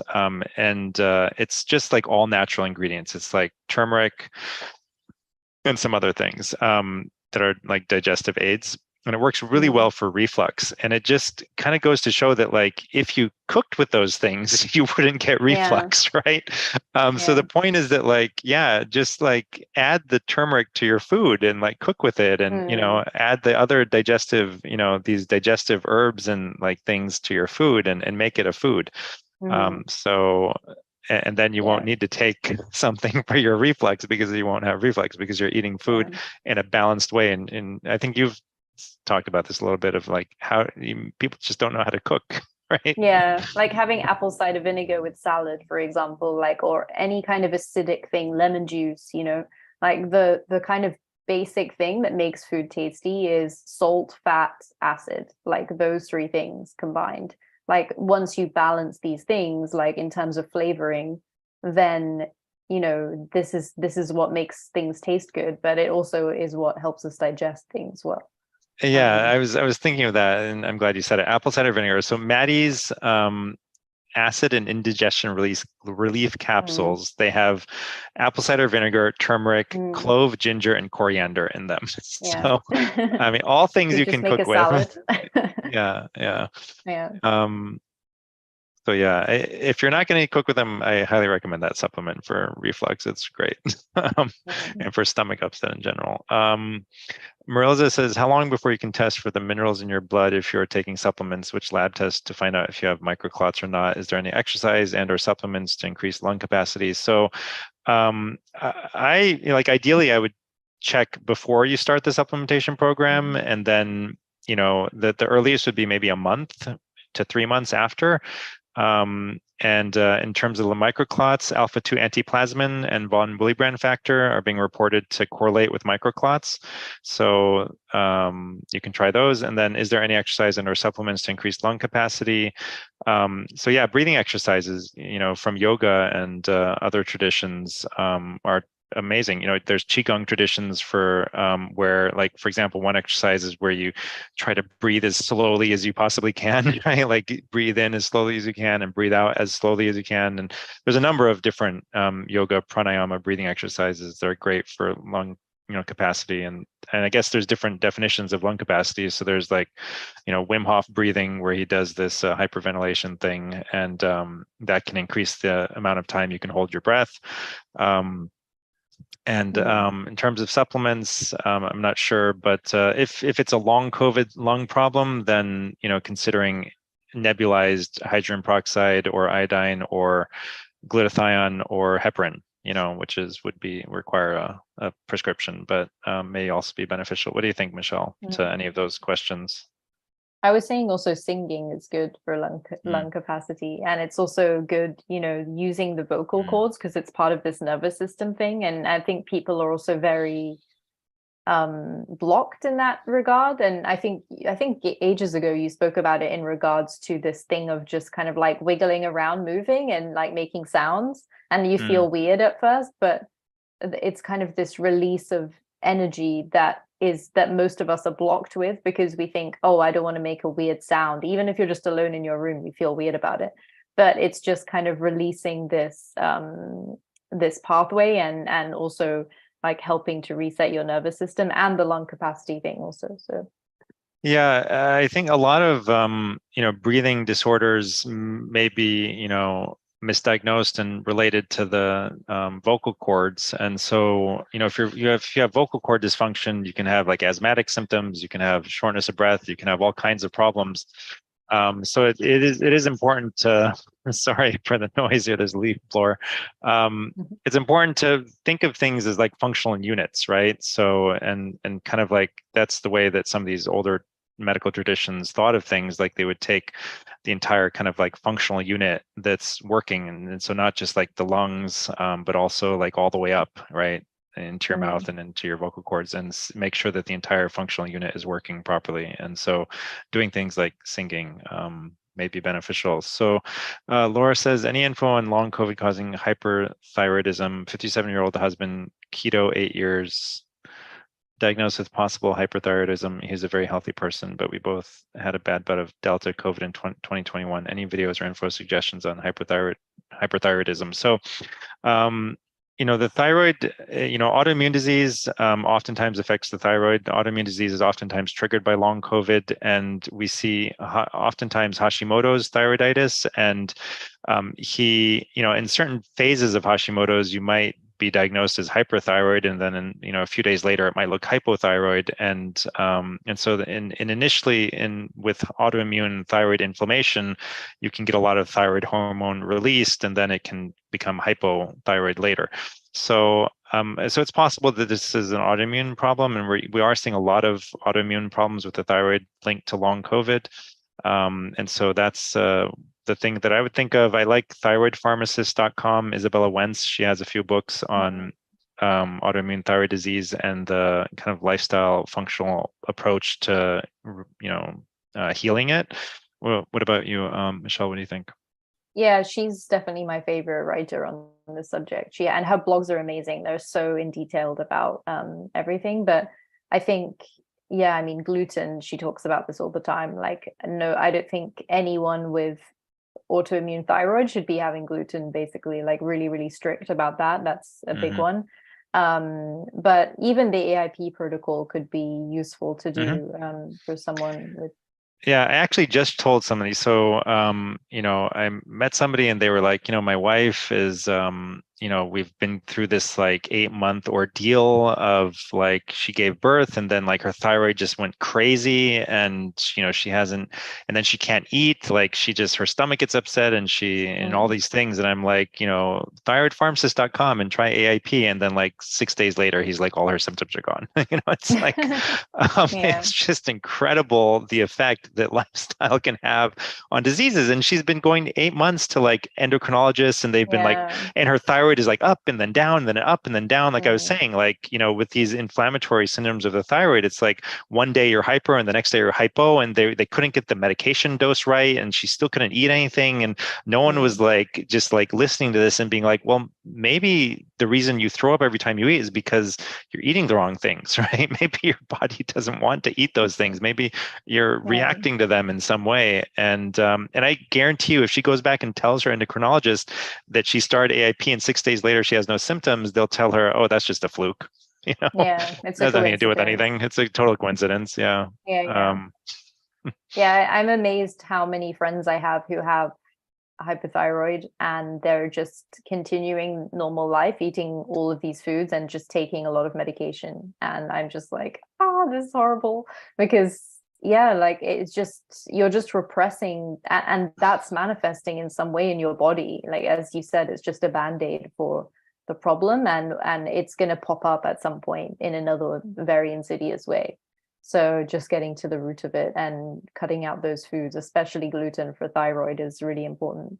Yeah, the worst thing is that we know that there's autoimmune destruction of the thyroid going on, and that just like, giving medications as a palliative, like eventually that person's thyroid will be burnt out, and then they'll Yeah. just be stuck on medications for the rest of their life. And no one really tells patients that. Like when you go to the PCP or the endocrinologist, they don't usually explain that to you, right? And Yeah. they just give you the medicines like, here, we're going to suppress it, or here, we're going to boost the thyroid hormone. And no one sits down and really explains that your body is attacking your thyroid and it's going to destroy it eventually. And after that's done, you're just going to be stuck on these hormones for the rest of your life. Yeah. That's the same with a lot of things, though. Like birth, I'm always surprised that with birth control pills, it's not like, hey, by the way, this is going to shut down your entire hormone system and replace it with the synthetic version. Like when you hear those words, it's like, wow, okay, this sounds big. I'm getting my system shut down and it's being replaced by something synthetic. Doesn't sound good, but it's like never framed in that way, right? It's just, yeah, I remember like, yeah, when I was there was a period of time where I was working with forhims.com, and they have a for hers also, right? And so they start off with like erectile dysfunction, and then this study came out, and they worked, some people worked on this medication for women's lack of sexual desire or whatever. I forget what it's called, but women who can't have an orgasm, or they don't never get excited, and they never want to have sex. And I was just wondering, like, how much of that is the hormones they've been taking all their lives? What do you think? Yeah, I think this is a huge one. I mean, there's a lot of reasons And also why. not understanding like that women are different than men, and they need a little bit of like romance and stuff, right? Like they need different things, right? They're just not just Yeah, like an on-off button all the time, the way it yeah, is for yeah. a man. And also different times of the month, as we spoke about. Like when you're ovulating, it's really different to like around menstruation. There's different times, but yeah, I think hormones can be, a huge one. Because as we always say, that like we should be feeling like we would want to have sex during this time of ovulation, and if you don't, then there's something stopping that. So yeah, so like addressing the root cause. And I would imagine, right, like if you're ovulating, then you're going to be much more likely, like, you're much like more desirous for it, but then it seems that you would be much more likely to have like an orgasm at that time than at other times where you're not really into it. Yeah, I think so. Yeah, for sure. I mean, I actually don't know if there's any research on that. That would be interesting. Yeah, Mm. Yeah, maybe it works the other way. I don't know. if you're more likely to. Yeah. Yeah, one interesting thing that JP Salibi told me, he's a FLCCC physician, was that oxytocin is like has a positive feedback system. Usually, like I was saying earlier, most hormone systems have a negative feedback system where when you get more of it, it kind of like decreases the receptors in the body. And so that you get, like, if there's more there, like it's trying to aim for this equilibrium, whereas oxytocin is the opposite. It's like the more you get, the more your receptors upregulate, and the more you get, and it's like, and so oxytocin is kind of like that love hormone. And so, I was, I've wondered this, for a while, that like we give huge doses of oxytocin in women to speed up delivery, right? And like, and that goes into the bloodstream, and it goes to the fetus, and it goes to the mother, and it affects their, it goes to their brains. And this is the bonding hormone that is normally released and helps mothers and children bond to each other, and and for breastfeeding to happen properly and all of that, right? Milk letdown and everything. And so I don't know that anyone's ever looked at it, like whether that affects people, psychologically, and, afterwards, and whether there's still a positive feedback, or if it's a negative feedback when the doses are so like unusually high, like unnaturally high as they are when you're stimulating the, have you heard anything about this? I've just heard about it in the sense of when they, like during industrialized birth situation, it's often the case that the women and baby don't bond or hug or have skin to Mm-hmm. skin contact, which is kind of what releases this Mm-hmm. um this Yeah. hormone. So I think if you don't have that and that bond, then it can kind of make people feel like, oh, I don't have any motherly instincts, or I don't feel this love that I'm supposed to feel, and it's because you haven't had that immediate contact afterwards. And yeah, I was just, when you were saying the story, I was just wondering about the timing of the release, like if that's somehow important, because I always thought of it as an afterbirth release of hormones rather than during, but I really don't know. I'm just saying this like from what I know of this, but because it would make sense to me that it's released, during this bonding period, which helps the mother and baby bond, and the feelings of wanting to look after this baby and be there for all of these difficult times that are ahead. Yeah. All right. So those, I think, are all the questions that we have. Otherwise, we would just keep going. But no, I think thank you for spending all this time, Michelle, and thanks everyone for watching. And we'll be back next week. Any other final thoughts, Michelle? I was just going to say one thing in relation to someone was asking about diagnosing long COVID. I think, the idea of getting a diagnosis is kind of important, but it's also not that important. And if you're having symptoms, like, oh, I'm having, like, I've had COVID 3 times, and I often have, like things happening. Like when you were saying about the sleeping, I'm like, oh yeah, that's happened to me a few times. And we think like, oh, is this long COVID, or is this, or like candida flare-ups? I've had more of them since I had COVID 3 times. Like it doesn't really matter. It's just that you need to treat whatever's happening, right? So, Yeah. and this is why coaching is also really useful. And, like people could come to see us, even if they're not sure that it's long COVID. It could just be like, oh, hey, I have these issues. Like you don't have to just have this framing around it. It like you just don't deny that these things are happening to you, and you can address those specific things regardless of whether it's under this umbrella category or not. So, Yeah, I mean, I've had this discussion with people sometimes, like, is labeling something helpful or harmful, and who is it helpful or harmful for? So I think it might be helpful for like thinking your way through it and looking for solutions sometimes, and especially for like medical practitioners trying to like make sense of things.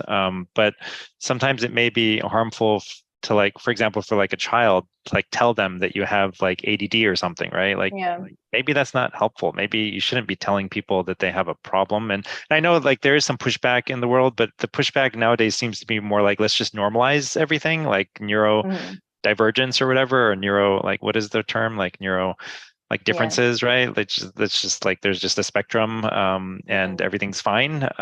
So I wouldn't go that far to just be like everything's fine.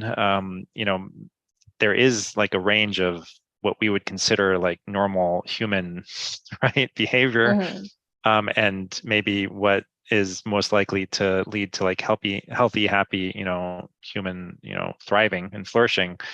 But I think at the end of the day, yeah, like there might be some uncertainty, right? Like some people come and they're like, well, I have this like one symptom. Do I have long COVID? And it's like, I don't know. I mean, maybe, maybe not. And at the end of the day, there's like no way to really prove it. So like, I guess you can look for the microclotting, you can look for like the Incel DX panel, and you can do all these other things. But there's no like real proof, because you can see microclots in diabetes, and you can see microclots in other disorders, and you can see elevated cytokines without long COVID. But yeah, like I think people just need to say like, okay, I have a symptom, or I have this few symptoms, and how do I fix it? And there is a solution to fix it. We don't always need to know what it is to fix it, because with lifestyle medicine, it's like the solution is it's basically always the same, right? Like pretty much, right? Like there's some tweaks here and there for long COVID especially, but those tweaks, you could also arrive at them by just like trying something and realizing this doesn't work for me. I feel worse when I do this, right? Or like trying something and realizing it helps you. So like 99% of lifestyle medicine, like it's all the same stuff, works for everything. It doesn't matter what you have. Yeah. And the important thing is just, you have that thing, so let's focus on that, like rather than trying to understand this umbrella term of diagnosis. So Yeah. Yeah, and sometimes the diagnosis can be limiting also because you're just like, okay, I have long COVID. I need to take things for long COVID, right? Like the things that work for yeah. long COVID, let me take those. Let me take the medications that work for long COVID. Let me take ivermectin, and Mm-hmm. that kind of narrow focus can sometimes lead people astray as well. Yeah, I mean, this happens all the time in the case. I have a friend who has this, he gets this candida on the feet, when you get that. And I told him the other day, I was like, you probably have systemic candida since you've had this for so long. He was like, I've never heard of that. And I was like, okay, it's time to hear about it now, because like you can't just treat this topically forever and think that you're treating it, because you're not, it's so yeah, it's about Uh, yeah. Go ahead. No, that's it. I'll- It's just important to So I to think I think it is important to like sometimes reevaluate the story that we tell ourselves. So like the mm, story, if it's an unhelpful story, I think that you should just let go of it and come up with a new story that is helpful. So like for mm, example, right? Like I have this story and I've had it for a long time that I'm addicted to sugar. Right? Like I can't handle sugar, right? If I have a little bit of sugar, I'll eventually be eating like 12 cupcakes in a sitting, right? And you told me, right? You tell the story that you told me about addiction and why this whole addiction story may not be Oh correct yeah, the about the one people about the from golden flow thing. Yeah, Operation Golden Flow. That one from yeah Vietnam. Yeah. yeah And I think it was Eisenhower, and he said to everyone, like you can come back, but don't be addicted to heroin basically when you come back. So he would make everyone pee in a cup and check for need heroin, and miraculously something like 80% of people just got off heroin. And it seemed shocking because everyone thought heroin was this really addictive thing, but which it is. But the thing is that most people who take heroin are, their life is systemically gone wrong. It's mm, like the family breakdown, they don't have a job, they might be homeless, they have other mental health conditions. So the idea of getting off heroin is just so hard because of, it's like, okay, they'll stop it, but they'll still have all of these issues, which are just making them want to take heroin again. Whereas the people in the war had a normal life, a normal family, everything was functional and good, and all they had to do was stop heroin, and it's like a switch, right? You're just back to your normal life. And then yeah, that made people question how addiction actually works and how much of it is actually environmental versus like a physiological thing. yeah. And so like people have started talking about like the relationship you have with food and the relationship with this and Mm, that. And I during my semester in Chinese medicine school before I got into treating COVID, I was like kind of taking this break from medicine. And I was like, you know what, I'll just do Chinese medicine for a while.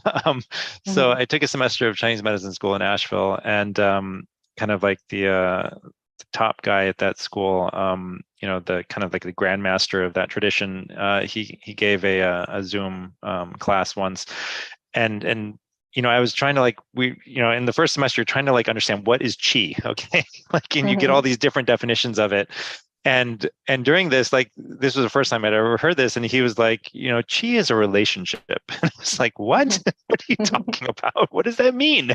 And it took me a really long time to kind of maybe understand what he meant, but like the way things relate to each other, right? So the way your liver relates to your heart, right? There's a certain relationship going on, and the way you relate to other things, the energy and whatever that's involved in the relationship. So it kind of covers a lot of things, right? It's not one thing. It's not like it's just blood or it's just electricity or it's just it's more of a comprehensive view, the way things relate to each other. So anyway, that's what I was thinking about with that. That my the, I don't know, my chi, my relationship with food, or my Mm, relationship with sugar has I have, it's like a belief system, and it's like habits, and it's like very deep seated sometimes, like but a lot of it is just like your beliefs about it. And if your beliefs aren't helpful, you have this story about reality, right? And part of that story might be that like certain diseases can't be cured, for example, right? So there's this Islamic tradition that's like every disease has a cure except for death, right? So like mhm, if you've been dead for 3 years, you're not coming back, right? Maybe if you've been dead for 30 seconds, right, you might have a chance. But yeah, so every disease has a cure. So that's kind of like a philosophical view of reality, right? Like it's like we don't have any like proof for it. It's like a belief that you have or you don't have, and you have to ask yourself, do I believe that I can get better? And if you do, does your doctor believe you can get better, right? Like if the answer is no to either of those, you need to decide for yourself whether you're going to continue down this path of looking for an answer or not. Like if you don't really believe that you can get better, that is holding you back. And then if you have a provider that doesn't believe you can get better, that will also hold you back. Yeah. Have you heard of German New Medicine? Mm-mm. Oh, What is okay. that? Anyway, I think it's another rabbit hole, so maybe we should stop. All right. I'll Yeah. have to look it up. The Okay, yeah, ever-present for another Google. time. All right.